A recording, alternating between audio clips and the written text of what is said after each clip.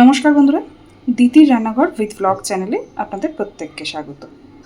দেখুন, আজকে নিয়ে চলে এসেছি ঝিঙে আলু পোস্ত। বাঙালির অতি পছন্দের, ভীষণই প্রিয় এই রান্নাটা। সবাই আমরা মোটামুটি জানি, কিন্তু তবু এক একজনের রান্নার ধরন এক এক রকম। তো আমি আজকে এই ঝিঙে আলু পোস্তটা কীভাবে বানিয়েছি চলুন দেখে নিন। তো দেখুন বন্ধুরা, ঝিঙে আলু পোস্ত করার জন্যে কড়াইতে তেল দিয়ে দিয়েছি, আর তেলটাকে খুব সুন্দরভাবে আগে গরম করে নেব। তেল খুব সুন্দরভাবে গরম হয়ে গেছে। আমি প্রথমেই ফোড়নে দিয়ে দিচ্ছি একটু কালো জিরে। অনেকেই পোস্ততে কালো জিরে ফোড়নটা দেন না, কিন্তু পোস্ততে কালো জিরে ফোড়ন দিয়ে করে দেখবেন। এবার দিচ্ছি আলু।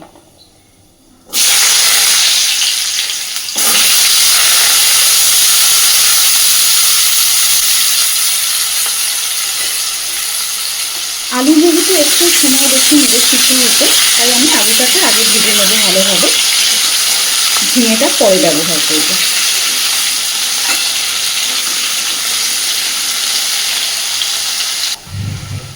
দেখুন, আলুটাকে বেশ একটু সুন্দর করে লাল লাল করে ভেজে নিয়েছি।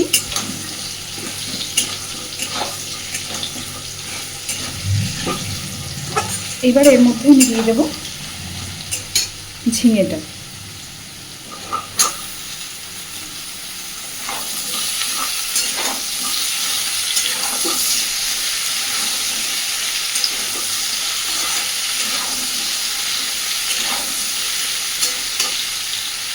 দিয়ে দেবো পরিমাণ মতো লবণ।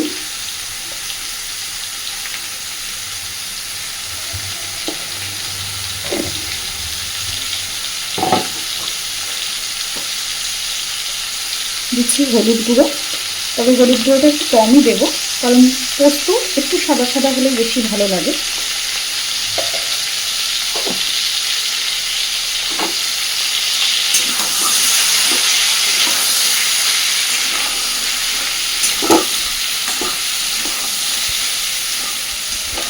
ঝিঙেগুলো একটু মজে যাওয়া পর্যন্ত আবারও খানিকক্ষণ ভেজে নেব।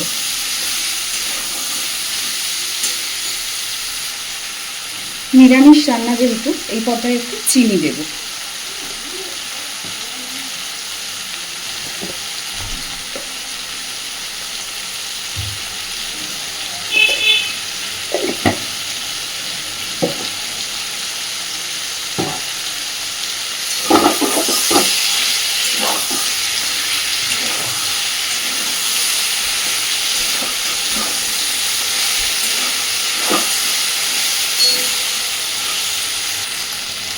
দেখুন, ঝিঙে আলু সব কিছুতেই সুন্দরভাবে ভেজে নিয়েছি, ঝিঙেও অনেকটাই মজে গেছে। এবার দিয়ে দিচ্ছি পোস্ত আর কাঁচা লঙ্কা বাটা।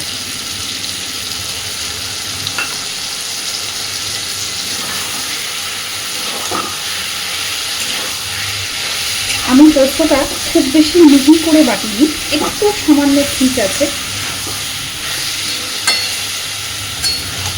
পোস্ত একেবারে মিহি করে বাটার থেকে একটু খিচ রেখে বাটলেই আমার মনে হয় পোস্ত দিয়ে করা যে কোনো রান্না খেতে বেশি ভালো হয়।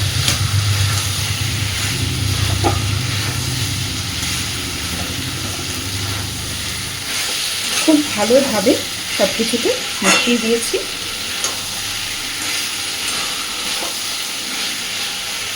খুব বেশিক্ষণ পোস্ত দিয়ে ভাজবো না। এবার দিয়ে দেবো পরিমাণ মতো জল।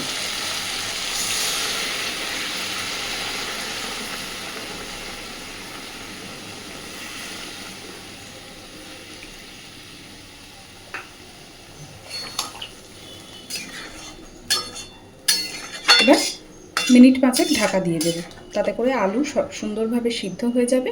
আর ঝিঙের তো সিদ্ধ হতে সেরকম সময় নেবেই না, অলরেডি এতটা জল পড়েছে, সবই সুন্দর সিদ্ধ হয়ে যাবে। দেখুন বন্ধুরা, সব সুন্দর সিদ্ধ হয়ে গেছে, জলও অনেকটাই শুকিয়ে এসেছে, যদিও বাকি জলটাও আমি শুকিয়ে ফেলবো। এই পর্যায়ে আমি দিয়ে দিচ্ছি দুটো কাঁচা লঙ্কা, মাঝখান থেকে হাফ করে দিয়ে দেবো।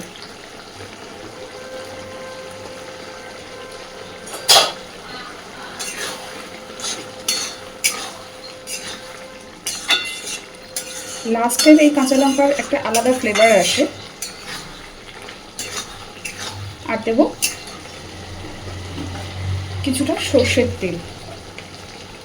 ঝিঙে আলু পোস্ততে নামানোর আগে এই কাঁচা সর্ষের তেল আর কাঁচা লঙ্কা এই দুটো জিনিস অবশ্যই একটু ব্যবহার করে দেখবেন।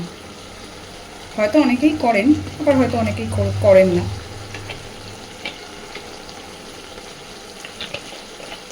তো এবার খুব সুন্দরভাবে সব কিছু মিশিয়ে দেবো।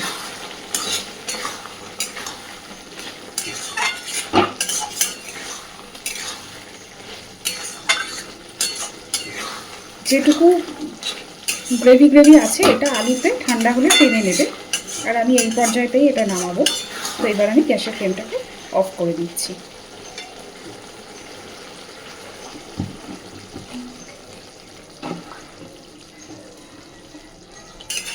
এই রান্নার স্বাদ নিয়ে আলাদা করে বলার কিছু নেই, আমরা সবাই জানি, কিন্তু এক একজনের রান্নার ধরন এক এক রকম। তো আজকের আমার এই ঝিঙে আলু পোস্তর রেসিপিটা আপনাদের কেমন লেগেছে আমাকে অবশ্যই জানাবেন, আর এইভাবে বাড়িতে বানিয়ে দেখবেন। তো এতক্ষণ আমার সাথে থাকার জন্য আপনাদের সকলকে অসংখ্য ধন্যবাদ। আর প্লিজ আমার চ্যানেলটাকে লাইক, শেয়ার এবং সাবস্ক্রাইব করে আমার পাশে থাকবেন।